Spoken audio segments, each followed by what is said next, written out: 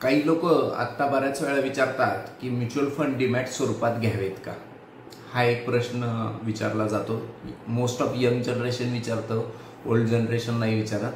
तर त्याचं उत्तर शोधण्यासाठी काही लेख वाचण्यात आले आणि त्या लेखामधनं काही चांगल्या गोष्टी आणि काही वाईट गोष्टी असं सगळ्यांचा उहापोह झाला आणि त्यानंतर तुम्हीच निर्णय घ्यायचा आहे की काय केलं पाहिजे. तर काही चांगल्या गोष्टी आहेत की डीमॅट स्वरूपात जर तुम्ही म्युच्युअल फंड घेतले तर काय फायदे होऊ शकतात आणि काय तोटे होऊ शकतात यावर आपण चर्चा करणार आहोत. तर सर्वप्रथम मी तोटे सांगेल आणि मग आपण फायदे सांगू. तर तोट्यामध्ये पहिला पॉइंट जो आहे की म्युच्युअल फंड असं म्हणलं जातं की डीमॅट स्वरूपात घेतलं म्हणजे ऑनलाईन झालं तर ते सोपं जातं, सगळ्या दिसायला वगैरे सगळ्या गोष्टी स्मूथ आहेत. पण असं काही नाहीये. जसं डीमॅटमध्ये तुम्हाला ऑनलाईन दिसतं तसं म्युच्युअल फंड पण तुम्ही ऑनलाईन घेऊ शकता. त्यामुळे त्या कम्पॅरिझनमध्ये त्याचा काही विशेष पॉइंट नाहीये.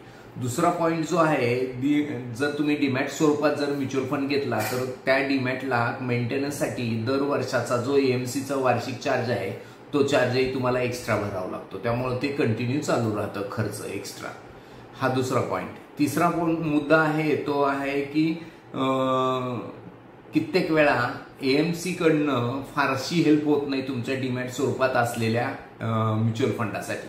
तुम्ही एएमसी कडे गेला तर एएमसी म्हणते की ते डीमॅट मध्येच तुम्ही चेक करा, आम्ही इथनं प्रोसेस काही फारशी करू शकत नाही. कधी रिडम्पशन करायची वेळ आली किंवा कधी तुम्हाला मोबाईल नंबर चेंज करायचा आहे, कधी ईमेल आयडी चेंज करायचा आहे, तर तुम्हाला म्युच्युअल फंडाचं ईमेल मोबाईल नंबर वगैरे हे जर चेंज करायचं असेल तर डीमॅटमध्ये जाऊन करावं लागतं एएमसी कडनं. म्हणजे ज्या कंपनीकडे तुमचा म्युच्युअल फंड आहे ती कंपनी फारशी मदत करू शकत नाही. त्याच्यानंतर डीमॅटमध्ये कित्येक वेळा SWP हा ऑप्शन नसतो. SWP म्हणजे सिस्टमॅटिक विड्रॉल प्लॅन. ज्यावेळी आपण रिटायर होतो त्यावेळी आपल्याला दर महिना पेन्शन हवी असते त्या पैशातनं आणि ती फार महत्वाची असते. एंट्री तर डीमॅटची खूप सोपी आहे आणि फास्ट आहे, पण एक्झिट मात्र फार अवघड आहे.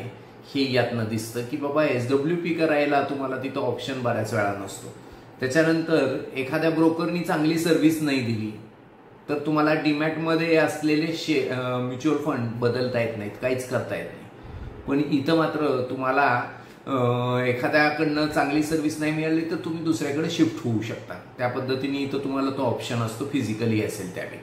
त्याच्यानंतर वेगवेगळे नॉमिनीज, म्हणजे आता माझ्याकडे समजा 5 प्रकारचे म्युच्युअल फंड आहेत आणि त्यातल्या एका म्युच्युअल फंडाला मला बायकोला नॉमिनी करायचे, एका म्युच्युअल फंडाला मुलाला करायचे, एका म्युच्युअल फंडाला मुलीला करायचे, एकाला नातवाला करायचे. असं जर तुमची इच्छा असेल तर हा ऑप्शन तुम्हाला डीमॅट स्वरूपात घेतलेल्या म्युच्युअल फंडात करता येत नाही. हे तुम्हाला फिजिकली असेल किंवा जे ऑनलाईन घेतलेलं आहे त्याच्यामध्ये तुम्ही प्रत्येकाला नॉमिनी वेगवेगळा लावू शकता आणि हा ऑप्शन खूप चांगला आणि गरजेचा आहे असं मला वाटतं. त्याचबरोबर हा एक महत्वाचा मुद्दा आहे की तुम्ही ज्यावेळी ते डीमॅट स्वरूपात घेता त्यावेळी तुमचं कनेक्टिव्हिटी ॲज सच कोण म्हणजे ब्रोकर किती मदत करू शकतो किंवा ब्रोकरची किती हँड होल्डिंग राहते हे सांगणं मुश्किल जातं. पण ज्यावेळी फिजिकल घेता त्यावेळी तुम्हाला तुमचा जो फंड मॅनेजर आहे किंवा तुमचा जो फायनान्स बद्दलचा गुरु आहे तो तुम्हाला वारंवार मदत करू शकतो आणि त्या मदतीचा उपयोग तुम्हाला स्मूथ होऊ शकतो थोडासा. कारण खूप वेळा जे ओल्ड एज असतात त्यांना टेक्नोसेव्ही नसतात, त्यांना ते टफ जातं. त्यामुळं तिथं आपल्याला फिजिकल असेल तर ते जास्त आनंददायी होऊ शकतं. आता काही फायदे पण आहेत जे डीमॅटमध्ये म्युच्युअल फंड असण्याचे. तर त्यातला पहिला फायदा आहे की तुम्हाला तिथं जे म्युच्युअल फंड आहे ते डायरेक्ट गिफ्ट करता येतात ज्याला कुणाला द्यायचे त्याला. हे सोपं होऊ शकतं. त्यामुळे त्याचा फायदा होऊ शकतो. हा पहिला पॉइंट आहे. दुसरा फायदा आहे की तुम्हाला त्याच्यामध्ये लोनचं म्युच्युअल फंड आहे त्याच्यावर इझिली घेता येऊ शकतं. तिकडेही घेता येतं पण इथं थोडंसं इझी होतं, तासाभरात होऊ शकतं. त्याच्यानंतर ETF म्युच्युअल फंडचा एक प्रकार असतो, म्हणजे जे डेली लेवलला आवर बेसिसवर त्यांचे अपडेट्स होत असतात. तर ते ETF जे आहेत म्युच्युअल फंड, ETF वाले म्युच्युअल फंड ते तुम्ही डीमॅटमधनं घेऊ शकता. हे फायदे आहेत. पण मला असं जाणवतं की 3च फायदे आहेत आणि तोटे मात्र 5-6 आहेत.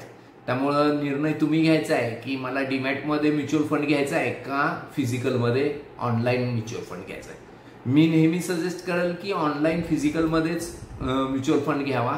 तोही आता बॉम्बे स्टॉक एक्सचेंजवर मिळतो. त्यामुळे बॉम्बे स्टॉक एक्सचेंजच्या पोर्टलवर तुम्ही जर हे घेतला तर विशेष अडचणी पण येत नाहीत. सगळं ऑनलाईन सारखा बेनिफिट पण मिळतो. आणि दुसरा फायदा हा की तुम्हाला बाकीचे जे तोटे डीमॅटमधनं आहेत ते इथं दिसणार नाहीत. थँक्यू.